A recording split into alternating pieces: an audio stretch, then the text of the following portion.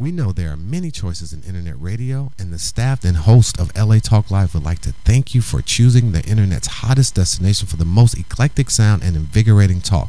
This is LA Talk Live. We are more than just talk.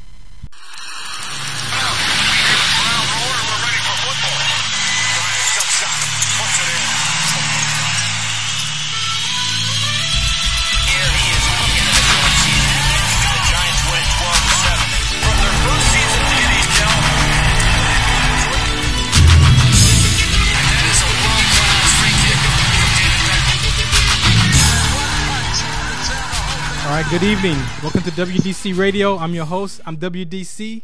I want to thank you for tuning and listening today. You know, I want to say I've been praying for this show right here. I think this is going to be one of the best shows I've had. I've had a lot of good shows, a lot of great guests who's been on the show and sharing their story living with sickle cell. But I believe today is the show that's going to alter the future of this conversation. And so I want to thank you for tuning and listening in. If you're streaming right now, you can go to iTunes on the R&B, LA Talk Live, on Live 365, LA Talk Live. And behind me, if you're in Chicago, Detroit, I take that back, not Detroit, Chicago, New York, Atlanta, Oakland, Las Vegas, you can catch us there streaming live right now. Also on Ustream on the LA Talk Live. You want to follow me on Twitter and Instagram at IamWDC. And also on Facebook, facebook.com/WDC Radio. You can follow all the posts there. Click like and share, interact with me, share your conversations, share your stories with me. As you know, this platform is for sickle cell trait awareness, prevention, and education. And I can't talk about sickle cell trait without the disease. You can't talk about sickle cell disease without the trait. They go together. The disease and the anemia are the results of when two parents come together and have a child with sickle cell, SS or SC or thalassemia. So many other hemoglobinopathies out there that this awareness is to educate about all of those, because you don't want to just ask about sickle cell trait, but all the other thalassemias and hemoglobin C's and D's and Monroe's and OARAB. So just be aware, get tested for sickle cell trait. If you're not aware, if you maybe got a letter in the mail back from the health department, from the hospital, saying that your child had sickle cell trait, you might want to go back and revisit. There's a lot of things going on with the sickle cell trait community, complications, secondary complications. As you know, I had sickle cell trait exertion connected with rhabdomyolysis, which is the muscle enzymes broke down and my kidneys failed and was dying and had no idea that was even happening to my body. So they're finding out that people with sickle cell trait, there are some of us who have complications.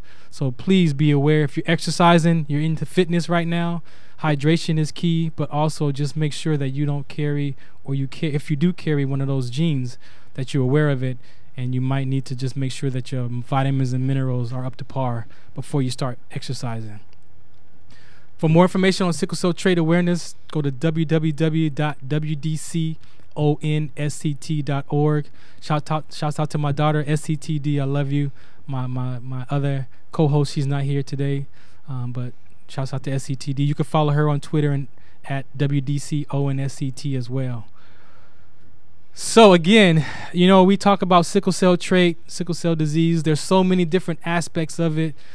You know, we talk about the spiritual side of it. We talk about the mental health side of it. We talk about, you know, the accepting living with sickle cell. We talk about the hospital experience. We talk about the medication, the drug-seeking conversation. So many. But today, it's time, and I'm glad that this gentleman is here to share his story living with sickle cell. Now, I hope I can get all this in within an hour, but I got so many.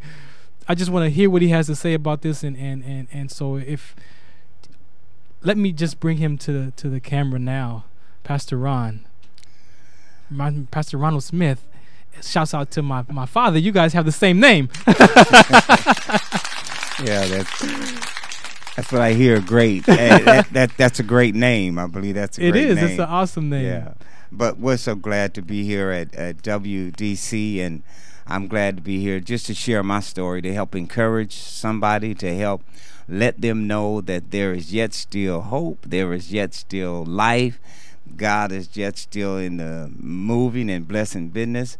one of the most important things that I do want to share about being as a pastor and having a congregation to pastor over and oversee, yes, it has also been a challenge to do that. But also, I've been determined to. There it is. I've been determined to not let sickle cell have me, but to allow my belief and my strength to overcome the effects that my body may issue out at times. You're giving me chills, Pastor. And, We're gonna start back in time. We're gonna go back in time, and we're gonna end up today living with sickle cell. So you're gonna finish that conversation, but I want to take the listeners and you back in time. Did your parents know that they carried sickle cell trait? My parents didn't know. My dad didn't know. My mom didn't know. They were unknown of the disease. He had a trait. My dad had a trait. My mom had a trait. Therefore, I ended up, I have 2 sisters and 1 brother, but I ended up being a lucky one. Yeah. With the SS the warrior. disease. Yeah. Now, you have, how many siblings you have? I have 3 siblings. You have 3 siblings. So you were number 4. I'm number 4. So you have siblings with a normal AA hemoglobin. You have a sibling with the trait, and then you have yourself with the disease. So your family experienced the entire chart that we talk about. Exactly. The 1 in 4 chances and the 50% chances of having a child and having the trait and having the disease. So your family represents that. Exactly. chart. You're right. Thank you for accepting my invitation. Oh man! Shouts out to Nita Thompson for putting us together. I say, where you been hiding at, man? But everything happens when it's supposed to happen. So It does. Thank you for coming and accepting the invitation. I wouldn't have missed it. I've been excited from the moment that she told me about you and when you said yes from the text message. So, what do you remember having pain crisis as a young boy, a young child? As having pain crisis, my description of giving the pain that I've experienced has been, if I was to draw a conclusion or just put a scenario, I would tell somebody it's just like somebody having an ice pick, and they're taking that ice pick and just probing it and stabbing it in your joints, wherever there's your arms, your legs, your back. And it's just a nagging, consistent stabbing.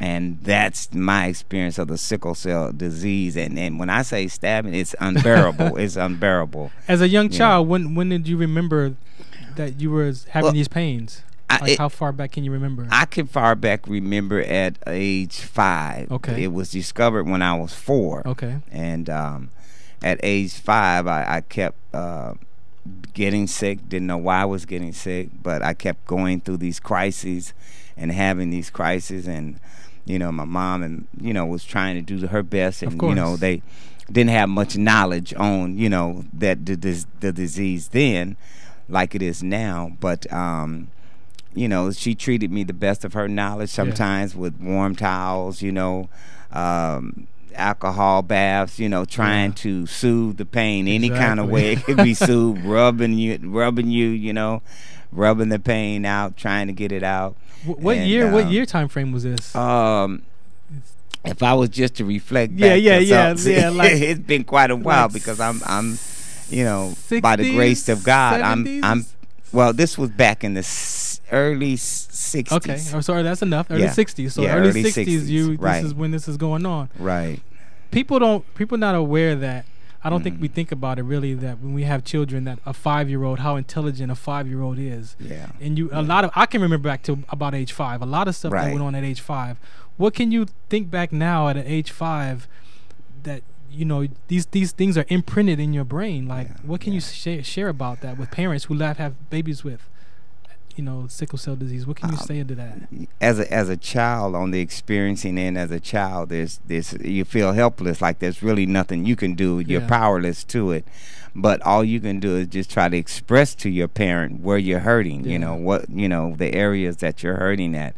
On the other behalf, as a parent, you have to stretch yourself and stretch your limits and go all out to do the best you can to comfort that child and give them the right pain treatment or the right care that you can give them at that time to help bring them through. Yeah. Because it's just not like, it's not a normal pain. Yeah. It's not a normal pain. Believe me. Thank you.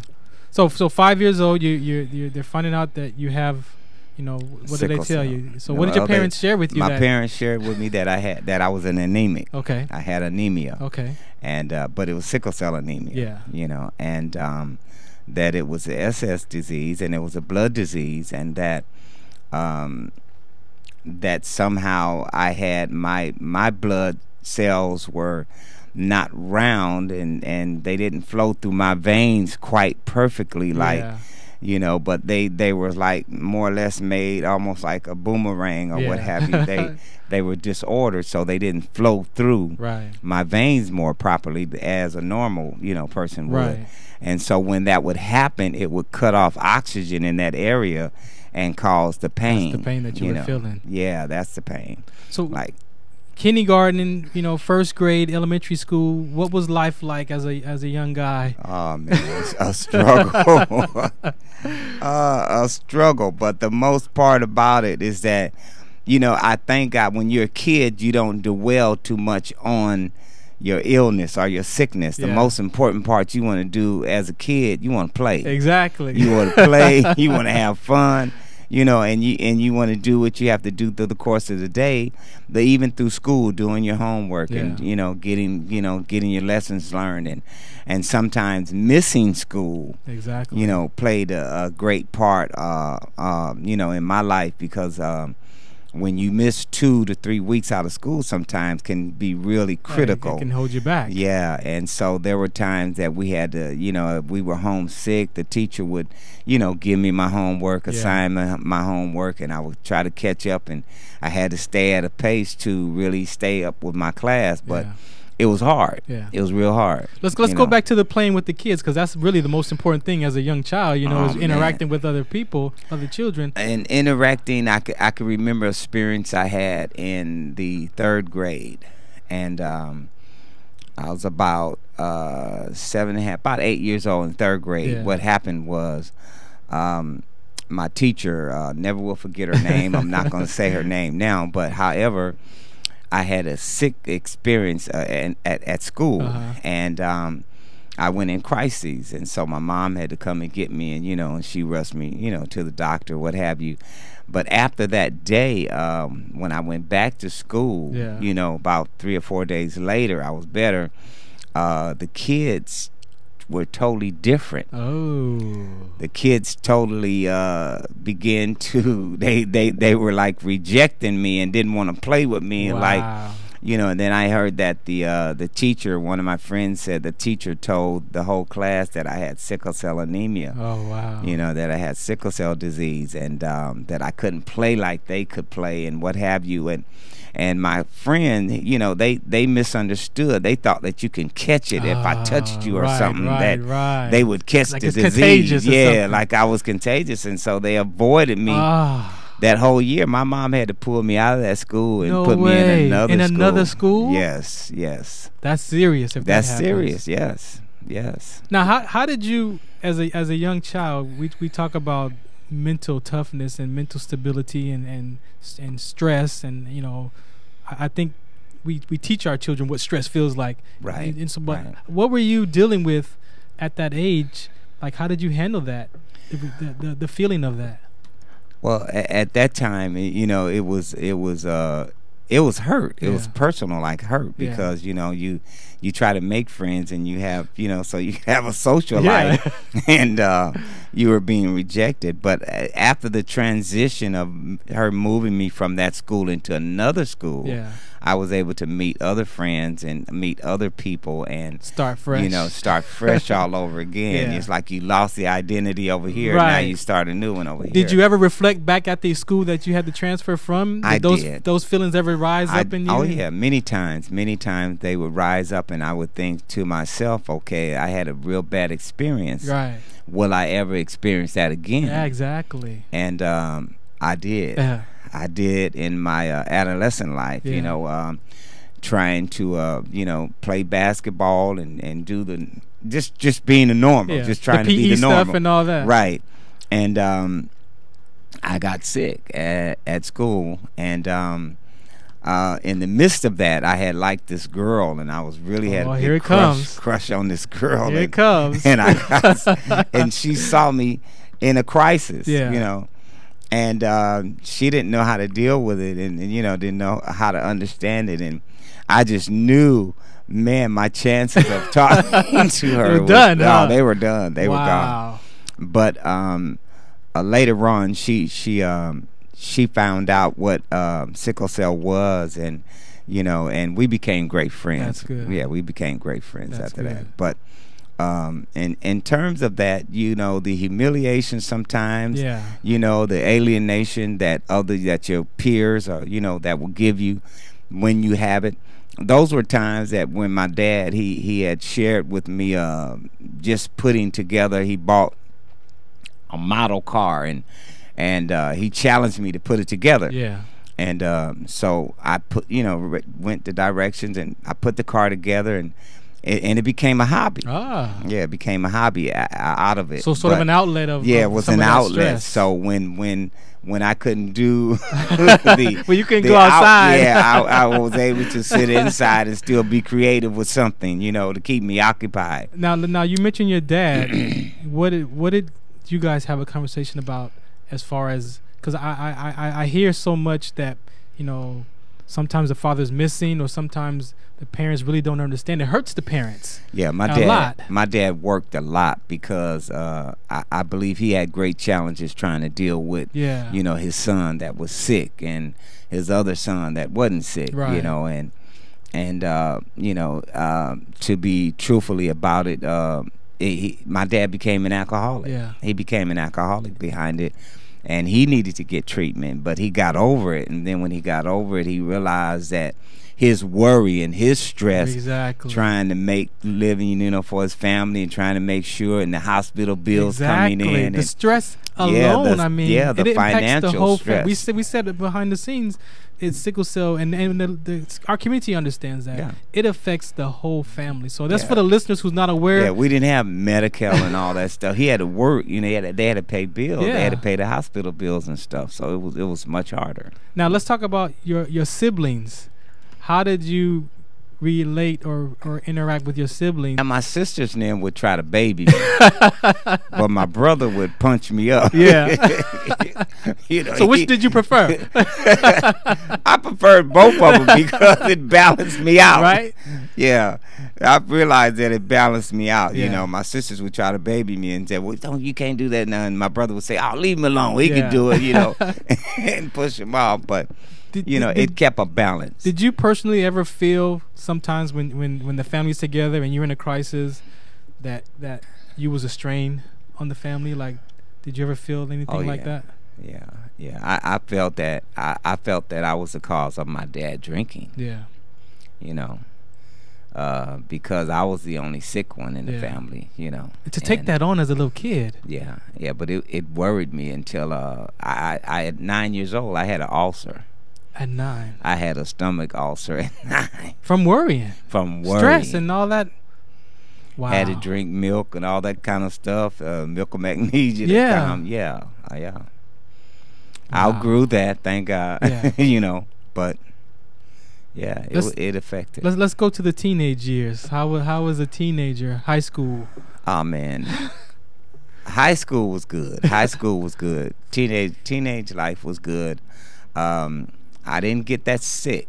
You know, the older I got, it seemed like the more the disease began to change, you know, at different levels. But I began to balance out. Did you change? Actually, what I did, I began to balance out and stop overdoing certain things. So you noticed some of the triggers. I noticed that when I overdid it, that exertion and exhaustion made me go into crisis. Yeah, the fatigue. You know? Number one. Exactly. I think one of the number one common symptoms is fatigue. Exactly. So you were fatigued, but trying to push through that. Right. All those years. Yeah. And what really made me get a handle on it is that, you know, But you get to a point in your mind, well, hey, I could do this. Right. I'm gonna do it, and I'm gonna have fun. And so what? Later on, I'll just deal with the crisis. Hey, I do that today. With my arthritis pain, it's like I'll deal with the pain later. Yeah. So that was a challenge in that. But then I had to realize the more I did that, the worse it got. Yeah. So I had to realize that, okay, now I have to start spacing myself because I'm getting older. Yeah. So now there's some things I can do and some things I can't. I just got to accept, Yeah. the responsibility that, hey, I can't go over my limit. Yeah. And I You have to manage all of that. Yeah. But you have to find that limit. And how we gonna? I want to. I guess we can just address it now. How does one find that? How did you find it? I found it by over pushing myself. By over pushing myself, doing strenuous, stressful things. I mean, just trying to be the normal. Playing football or trying to play basketball, and the next day you laid up hurt or you sick. Yeah. And so you start paying attention. That was that was the price of going out all day or what have you. Or even if I went to a party, because I used to love to dance. And man, I thought I was pretty good. But however, at the end of the day or the end of the night, I paid for it the next day. Huh? But those things you learn, I had to learn my body. Yeah. That's what I had to learn. Exactly. I had to learn my body, learn what it could take and what it couldn't. And that helped me make a balance in my life today. That's key.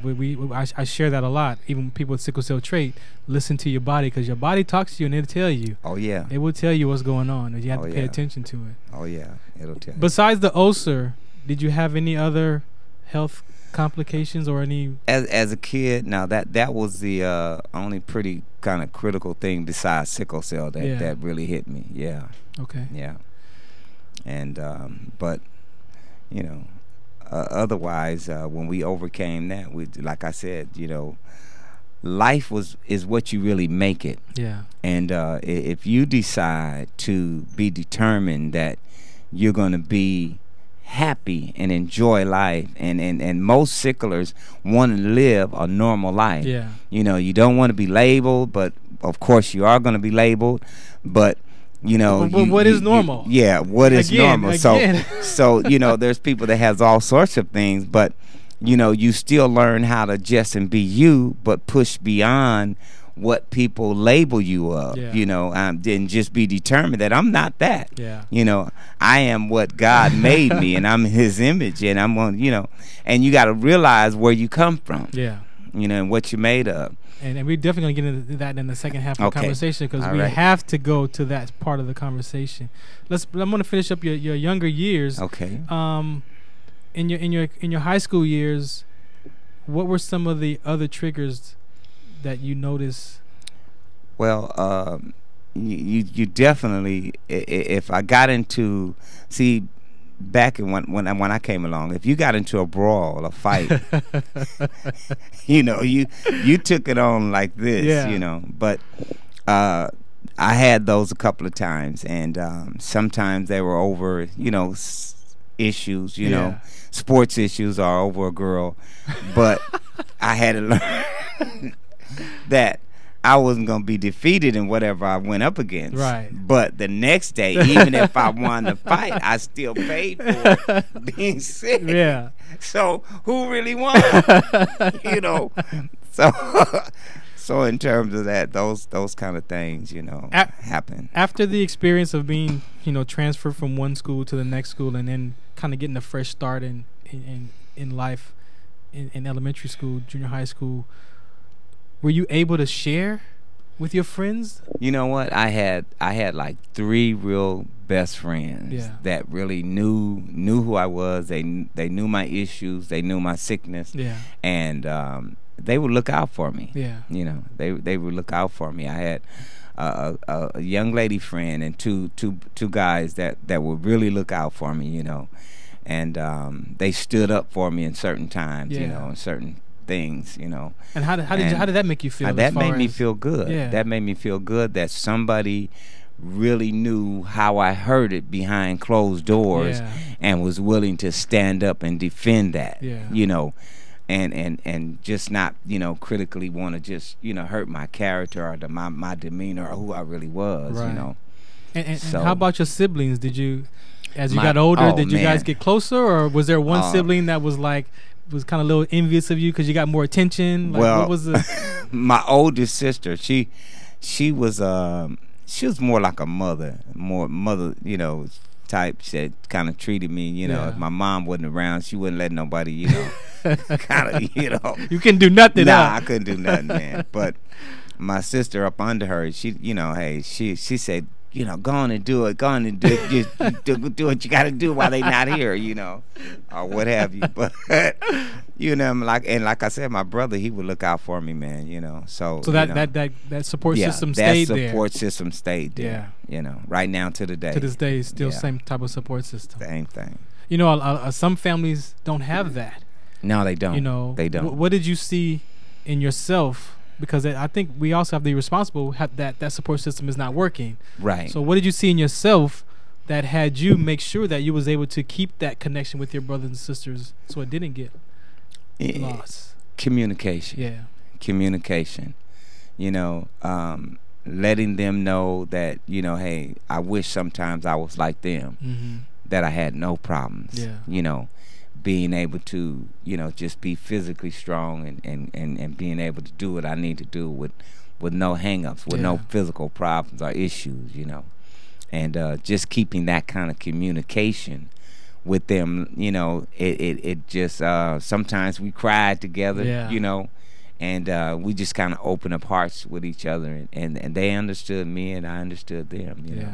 That's awesome. And all I can say is I had special sisters and special brother, man. You know. That's awesome. Yeah. Thank you for being so open and sharing your life living with sickle cell, man. From a young child all the way up till the teenage years. Yeah. Very important for our community, people living with sickle cell and people who aren't aware of what this even looks like or sounds like or feels like. Like you're helping me express that. And it's a pleasure. It's a pleasure. I mean, you know, even like I said, we have to learn our own convictions and our own, you know, goals in life and what we really want to do, where we really want to be. You know, I wanted to be a fireman. Yeah. You know. Wow. But, you know the exertion and the energy that takes. And I passed the test and everything, you know, out of high school. And you was ready to go. I was ready to go, man. But what did they tell you? The medical issue. How did they share that with you? Well, they told me medically or physically that I wouldn't be able to, you know, hold out as, you know, as a firefighter, or if it came really critical, they probably have to rescue me or what have you. So how did you take that? Because of the smoke and, you know. How did you take that? What did that do for you at the time? It was a reality check. It was a big reality check, you know, and it was a big, not just a reality check. It let me know, man, okay, there's not only am I limited in this area, now there's a big roadblock here on the choices that I have to make to want to make a living. Ah, yes. You know. Yes. And that really struck. We're going to take a break from that point because I'm going to come back to that, and I got a few more questions, and then we're going to get to up to today and how and who you are today. So this is WDC Radio. Again, I'm your host. I'm WDC.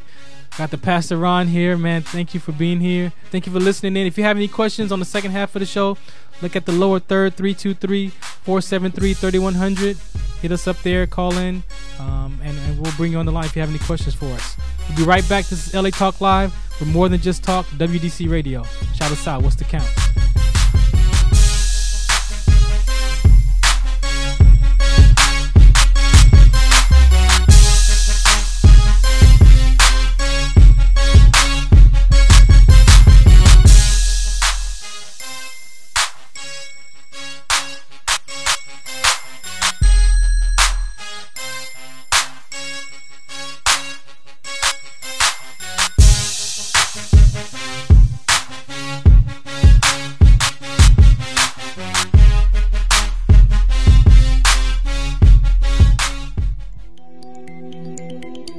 Do you or does someone you know have sickle cell disease? Have you heard about the EPIC study? It's an international research study evaluating an investigational drug aimed at shortening the duration of painful crisis. And with over 50 sites in the U.S., there may be a site near you. To learn more and to find out if the EPIC study is right for you, visit www.theepicstudy.com.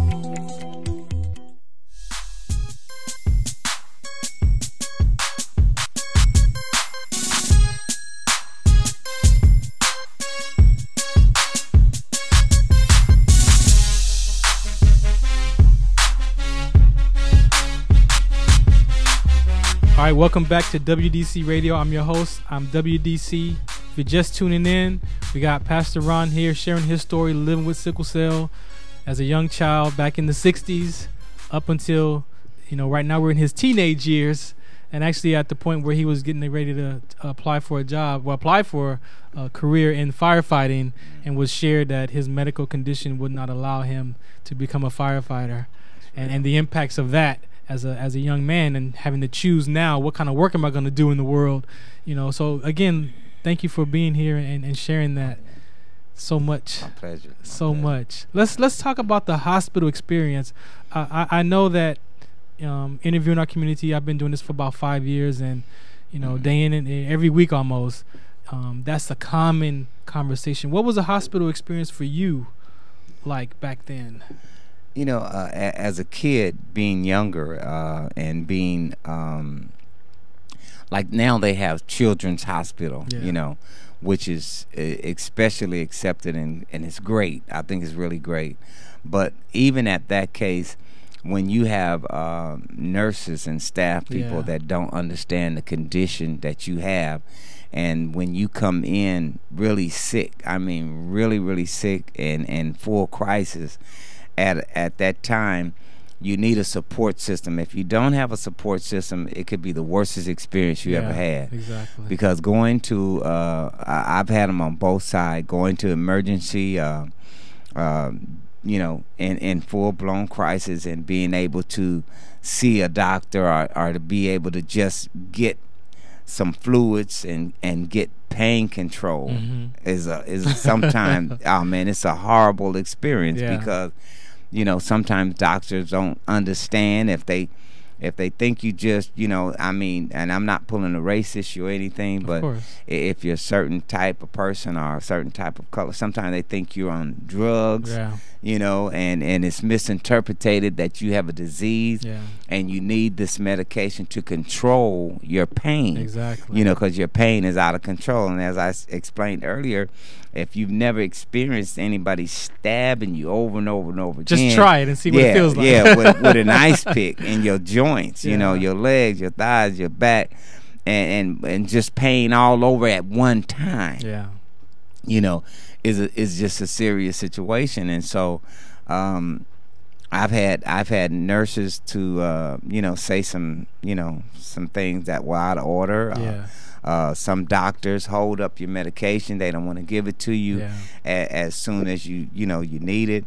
On that level, they really need to be really more educated in the emergency room, how to deal with sickle cell patients. They think most sickle cell patients come there for the drugs. No, it's not for the drugs. They come there to be relieved from the agony and the stress and the pain that they're going through, because when they have a crisis, it's tearing down their body. Exactly. And I think that's what they it's don't really damaging understand. every organ or vital organ in their body, and they don't know how crucial it is. I don't think they really understand that the body and what that gene is mutating gene is doing to that part of the body is actually killing it off, because there's no oxygen getting to that. Exactly. So you're talking about organs, you're talking about your brain, you're talking about chest, you're talking about your fingers, you're talking about wherever blood flows. That's right. You can have a crisis in your eyelids. I mean, you can have a crisis. That's right. Anywhere. And I think that they're just, maybe they're not present to the impact of what happens in a crisis.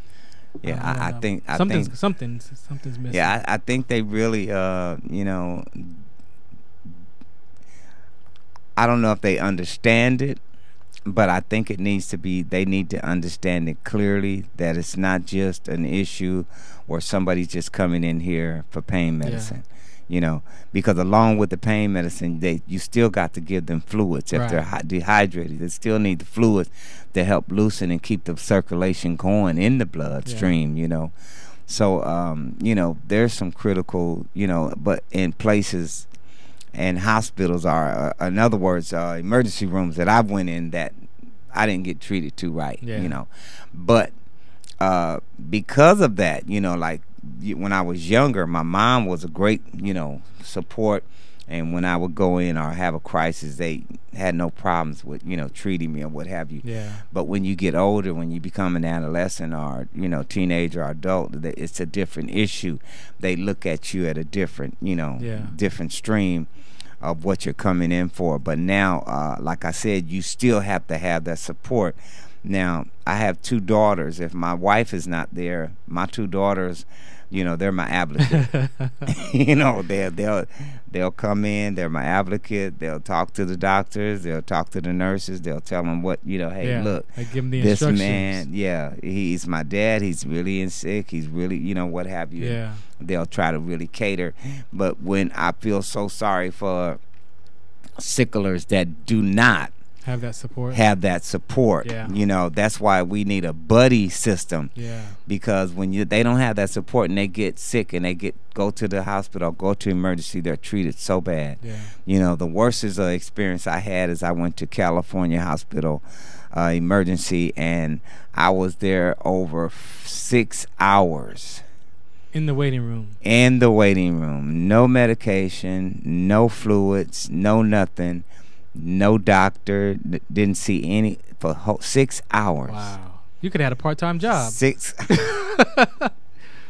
hours in pain. That's I mean, it's unfortunately it's common. Unfortunately, it's a common. And my wife was at work. My girls were at work, and you know, my son. So I had to drive myself. Wow. That's what really made it hard. But I couldn't even drive myself. Wow. My neighbor dropped me off. Wow. You know, so you was there anyway. Stranded. I was there, stranded, but just for 6 hours, couldn't get seen, couldn't, you know. And I wanna. We talked about this off camera earlier. I just want to touch this. You know, we shared about when you were younger. The doctor said that you wouldn't live past a certain age, and what that did for you on a mental aspect of life. Can you touch on that real quick about what they told you as far as my physician, doctor, well, I won't call his name, but however, he told me that I wouldn't live past age 18 because of the sickle cell disease. And you know, when it really hit me, you know, I'm like, okay. At the time he told me, I was 16 years old. So I'm like, okay, I got 2 years. I got 2 years to live, you know. And so, you know, I'm trying to press through school, and I'm still thinking, well, should I finish school? Is that really necessary? Is it really an issue? Not only that, okay, if I'm going to die, then I need to live my life to the fullest now. You know, I'll do whatever I'm going to do and enjoy it before it happens. Did you become reckless? I became, at 17 and a half, I became reckless. Wow. Because it was like 6 months. Closer. Yeah, you was like, I got 6 months. The bucket list came out. Yeah, the bucket list came out. Checking them off. Wow, that's not a laughing matter, but no, it's not. You got to understand that that's real talk. That doctors have been saying this to our community for years. For years. And he's not the only gentleman. You've been saying it to little young girls and young boys. I don't want to say boys, but they've been saying this to our families for years. And this is some of the stuff that happens. Me and my wife, we've been married for 33 years. Wow. He told my wife, and now we were dating way back in the. He told my wife that she should not marry me. Oh, game over. Because I was gonna pass away at age 18. And please share with the listeners what happened when you was older and you went back to see him, because that's very important. What happened was he got sick. He got senile. He ended up in the hospital. I mean, in the convalescent.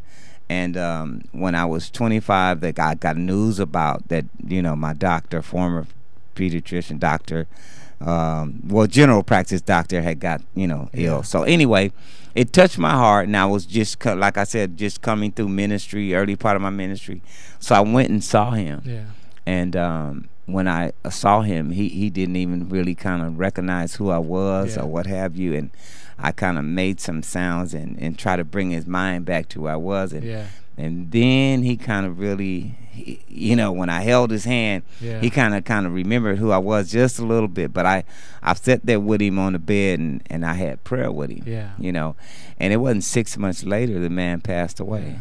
How did that leave you? But he had predicted my death. Yeah, but how did that leave you as a at that time a minister? Was because you could have carried some resentment and regret back then. At that young age, I was hurt. Yeah. I was just hurt by it. I didn't have no remorse, no resentment, but I was hurt. Yeah.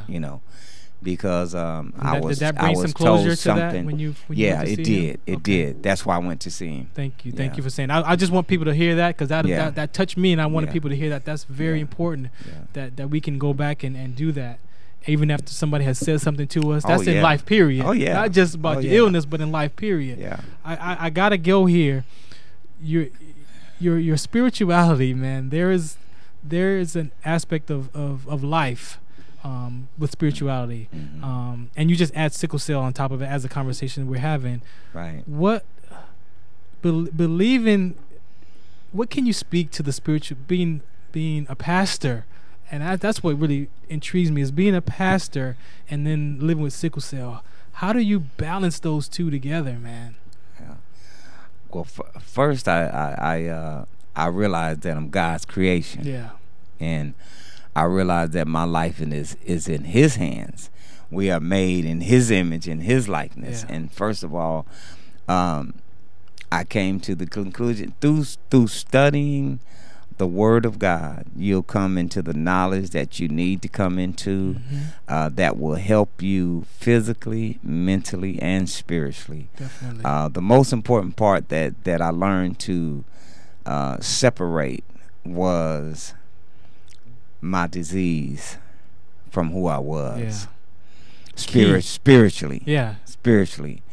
Because you can call it mind over matter or whatever you want to call it, but at times, if I feel my body feels ill or sick, there's some place in my spiritual zone when I get with the Heavenly Father is that I know that I'm completely made whole, and there's no sickness in Him. There's no sickness in me. We live and move and have our being in Christ Jesus. So I adapt to that to a certain way to ignore the fact that my body has some issues. Right. But my body doesn't control me. Right. My inward man controls me. And there's a reality of having sickle cell, and I think I share that a lot, that there is a reality to it. There's the reality of sickle cell is there's pain, there's crisis, there's blood transfusions, there's all this, but that's not who you are as a person. That's not who I am as a person. So thank you for saying that. And continue, please. I don't want to interrupt you. And so when you come to know that, the spirit man, which is, when you are born regenerated in the Spirit of Christ, you come to understand in the full knowledge that your body doesn't totally have control over you. Yes. That there's some insight and there's some anointing and there is some power that can heal and bring divine healing in areas where you felt pain, where you don't feel it no more. Yeah.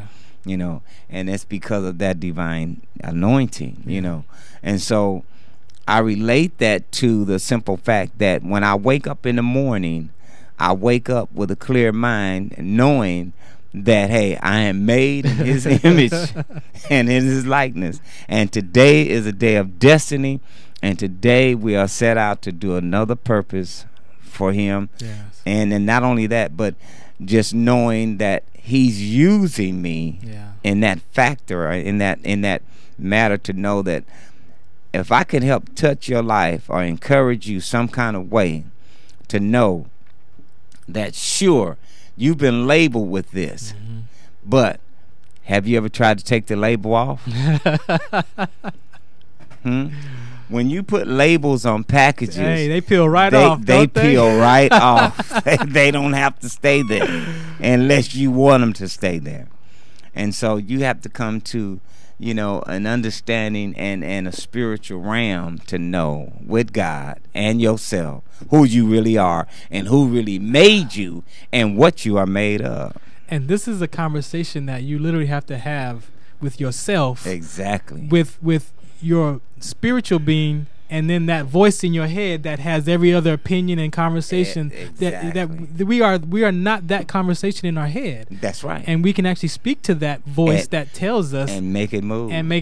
Yeah, make it get out of there. I got that conversation through that education, landmark education, where I got that conversation was not me. That was a little me. That's it. That's but the big me was that spiritual being, that person who I am. That's right. Which is not that voice. And That's it's a challenge. Yeah, it's a challenge. Because that voice guides, sometimes it tells us what to do, and we speak what it says in our head. But we must be reminded when John 4:4, you know, in the Word of God, you know, John 4:4 said, "For you children, and greater is He that is in you than he that's in the world." So when you identify with that and say, well, okay, if greater is He that's in me, then that means God Almighty, Jesus Himself, if He's great, He's in me, you know. And He's great, and I'm not in the world, but He's in me, so that makes me greater than the world. Then you have to understand, you have to take dominion over that area right then and there. Take dominion over that area. My body belongs to God, not me. I am owned by Him. I am made by Him. I am created by Him. And everything that He designed me with, I am capable of having, and that's divine healing. So sickle cell, I know you think you're there, but you're not there. You know, but it's just, it's just standing on God's word and applying it to your heart, to your mind, to yourself. You know, and understanding to know that, okay, when He says in His word, you know, Philippians 4:13, He says, you know, I can do all things through Christ that strengthens me.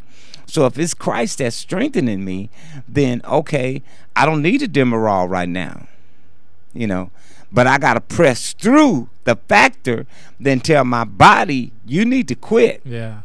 You know, in those areas, even if it's hurting real out of control. That's a way to calm your tell your body to get in line with the Word of God. Exactly, get in line with that. Because I believe that, you know, in there's a conversation that is mind, body, and soul, and I think that, you know, knowing what we know and what we believe, you got to rearrange that. You got to put your soul, your mind, and your body, because if you get that spirit being in line, and your mind gets in line, then your body will align. And are you preaching? No, I'm not. I mean, it's just. But you're sharing. You're sharing the honest God truth. Yes, that's the truth. But we go mind first, and it's like your mind tell you. Your mind can tell you anything. Yeah, it's not because the truth. It's okay. Oh, he found it. Okay. Yeah, your mind will tell you anything, because it's just like when you set, you know, like the old folks used to say, and I'm going to use this for a scenario. They said that an idle mind is the devil's workshop. Oh yeah. So if you sit around idly, anything could come to your mind, right? But if you're not sitting around idly and you're studying or you're into something that's really interesting, then it takes your whole focus off of those idle things, or those things that just might just try to, you know, run across your mind or your inner thoughts. You know, there used to be a class years ago that they used to do in the 70s. They used to call transcendental meditation. Okay. And so you would take your mind off of certain subjects or off of certain things, and just tune in to your inner being and who you were, you know. But I found all that's good, but you still got to have a relationship with Jesus Christ in order to make it really work. And then we, you know, there we talked about earlier, you know, people and everybody's not spiritual. We know that it's at the end of the day it's free will. We know it's free will at the end of the day. It's free will, right? But at the same time, the principles, we can talk about it, but how do people apply it? You know, it sounds like a good concept. It sounds like a great idea. Right. But then it takes, to me, my answer is it takes practice. It does. It takes determination. It takes a commitment, and it takes practice to shift that conversation in your own mind to sort that out. You're right. So you're right. What can in you your speak own to mind. that? I'm going to use just practically my own example. When you fear something and you allow that fear to become greater, then it could affect you in certain ways. Of course. But if you don't fear it and you face it and understand that, okay, that it's by faith that will get me through this fear, because I really understand that fear has no power over me unless I let it. So in my mind's eye, I believe that if I have faith enough to trust God, or faith enough to trust that I know that this flesh can get in line and come to the realization that it doesn't control me, but it does have an effect on me to a certain extent. Of course. I have to realize that I can still, through my faith, overpower the condition that I have. Yeah. But I have to believe it strongly enough to know that I can overcome it. And a lot of people that might not believe or have enough faith to believe in, I encourage you today to let you know is that take the label off. I like that. Take the sickle cell label off. That's awesome. That's awesome. And label yourself with the principles that I am not defeated, that I can make it, that I can achieve the things that I want to achieve in life and be who I want to be. I'm going to take this label off and face the facts that, okay, I have a condition, but when I have the condition, if it overwhelms me, so what? I deal with my condition, and when it's over, I get back to who I really am and keep pressing and keep pressing, because there's a mountain that we got to reach, and you can't reach it by being defeated. You got to control it. Definitely. You have to be the winner on it. You are the winner on it, but you got to know it. I've been back in touch with my spirituality, and it's just challenging, but I get that it's a relationship. I grew up in a time that it was a religion, and the religion of that is just, you can't do this, can't. It's not a religion, it's a relationship. It's a relationship. So when I was able to come at it with my mom, having that conversation I was sharing with you about a relationship with that, then you just give it all to him, and you just keep giving it to him, and he will take those things out, and you just keep giving it to him it's like every moment you just keep giving it to him, and those things that he will take away. What medicine, we talked about earlier that if believing in Jesus Christ, that by his stripes we are healed, and when he died on the cross, that all that that he died for, even sickle cell he died for, cancer, all these different diseases, yet there is medication at the same time.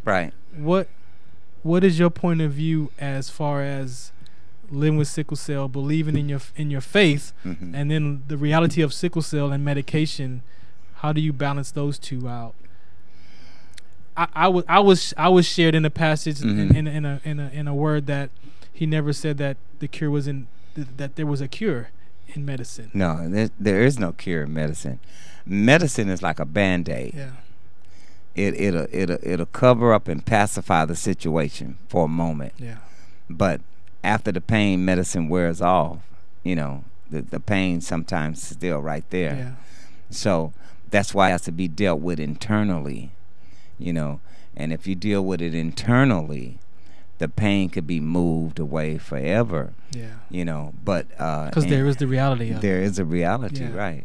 Even myself as being in ministry and doing things, there's certain medications that I won't take. I won't You know, if I'm in pain, I won't take. Right. You know, especially if I'm going through teaching the word or ministering the word. Right. You know, there's those times practically I want to render myself totally to God. Wow. You know, so I don't want to deal with the atmosphere. I'll drink fluids. I'll drink all I need. You know, right. to get past the issues of pain. Yeah. And I take my mind off and do certain other things that works for me. You know, what worked for me might not work for everybody else. Exactly, because it's an individual disease that we know. I came to the conclusion, okay, I'm 59 years old. Okay, I was told that I was going to be depleted at age 18. Okay, so a lot of folks say when you reach 50, you're going downhill. Yeah. No. I've reached 50. I'm still going uphill. I'm still climbing. So I'm not looking downhill. I'm still climbing uphill. Yeah. So whenever that day comes that I have to look down, then I believe it'll be done. And otherwise, I'm gonna keep climbing. So we know that, and this is I'm gonna take it to the edge. We know that this gene is passed by having sex. Mm-hmm. And if you believe in what we believe in on the spiritual side, we know that should not be taking place until we're married. Mm-hmm. Yet there's a free will and there's all that. So what can you speak to our generation of balancing that with what we believe, yet what the flesh feels, and then the impact and results of what's going to happen in that? You know, I firmly believe if you have those desires, you're going to have desires. You're going to have sexual desires. But along with that, I pray, or I suggest to you, stay abstinent until you get married. You know, and when you get married, how awesome and how much more you will enjoy what's being presented for you. Yeah. Because as being sexual, I call it at this point in time in my life, if I have a moment with my spouse, you know, I'm ministering to her in a certain way, and she's ministering to me in a certain way on a physical aspect. Right. So that physical aspect, I think, is very sacred. Yeah. You know, and so I suggest to all the young people, if you're in that area of life, you know, hold yourself, keep yourself, you know. It's got to be responsible. And be responsible. And if you have slipped, you know, don't try anymore, you know, and stay celibate as long as you can, you know, because when you do get married, how much more you will appreciate each other. And applying those Bible principles, exactly, he will eventually remove those feelings. I can tell you by experience. That's right. He can remove those feelings will be removed. Exactly. And life will continue. And life will continue. Before I let you go, what do you want the world to know? We got it's only like 9 million viewers on the network here. What do you want the world to know about sickle? Come to the mic. What do you want the world to know about sickle cell? I would like for the world to know that sickle cell is a disease. It does take people into areas of life that they really don't want to go in. It's a critical disease. You know, I have chronic leg ulcers that I deal with off and on. You know, but I still take care of them. I still dress them. I still practice what I've been practiced to take care of them and keep on going. But sickle cell disease is a serious disease. It's not just a black disease. Yes. It's a cultural disease. I've met blue-eyed, blonde-haired Australians that have sickle cell anemia. Exactly. And it's a disease that, you know, many of us experience. As far as Spanish folks I know have sickle cell disease also, but they're on the rise. They're number 2. But my encouragement to the world, let them know that, you know, please, doctors, our medical community, please take more pride in yourselves and how you treat patients that do have sickle cell anemia when they come into your emergency rooms, when you have to see them, when they're in crisis, when they're sick. It doesn't matter what race, creed, or color they are. When you are having an issue or a problem, you want it dealt with. You want somebody to take care of it and help, you know, remove it or make it as easy as possible for you to bear with it.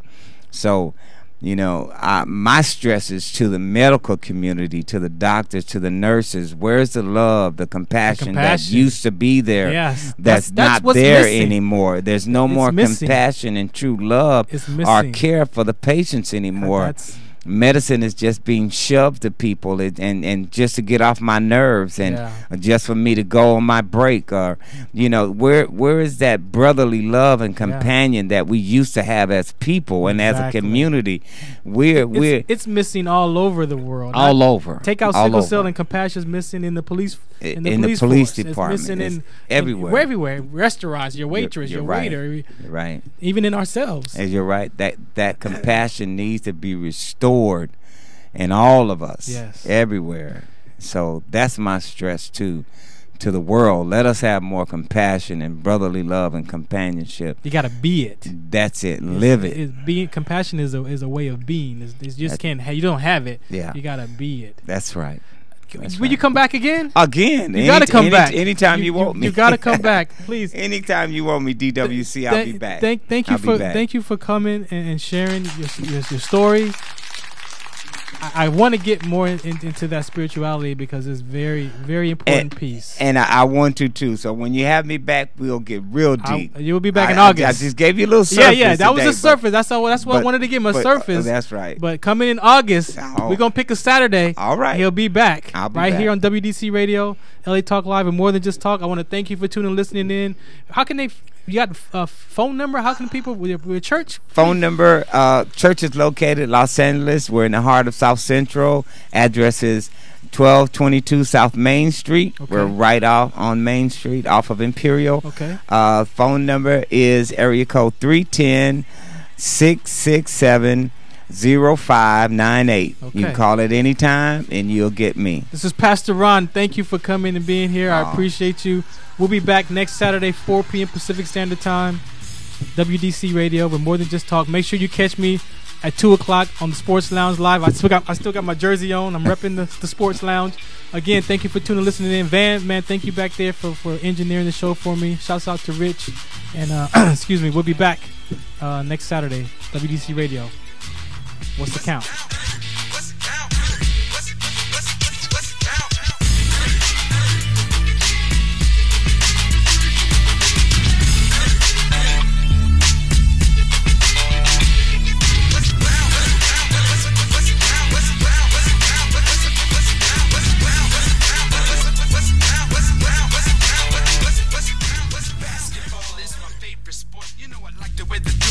Down the court, fast and slow. 25 years ago, the WDC, and it's me, your man Curtis Blow. From Dr. J to Michael Jordan to Kevin Durant, who leads the whole league in scoring.